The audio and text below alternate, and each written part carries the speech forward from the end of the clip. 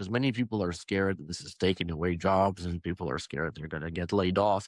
How do people, I guess, transition? What is the next evolution of the DevOps engineer's role? Because it will go away. These agents will eventually replace all of the DevOps, right? So, what will be the next step? Where do they go? What do they learn? I think that, well, one answer of that is in enterprise, I'm not seeing, that there's always a need for automation and DevOps Yeah. engineers. That, there's a higher demand than what has been taken up, basically, because there's always something you can improve. So part of that is you don't necessarily remove a bunch of people. You just get things done much quicker.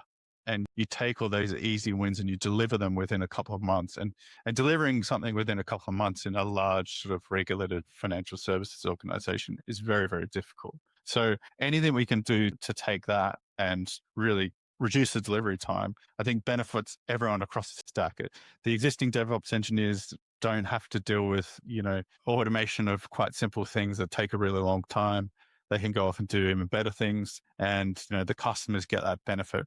And if the customers within the organization get that benefit quickly, it actually releases funding to go and build more automation or improve the DevOps life environment itself. So I think that's one effect. I think the other effect, and what we see in network engineering in the area that I started specifically, there's been a big transition from traditional network engineers, like the people who logged onto Cisco devices, switch and typed in the CLI, trying to transition them to a developer, like a DevOps developer, has been very difficult, and it's taking a long time for people to make that change. I think this agentic stuff really, it skips a few elements of that. You no longer need to go a network guy to a developer.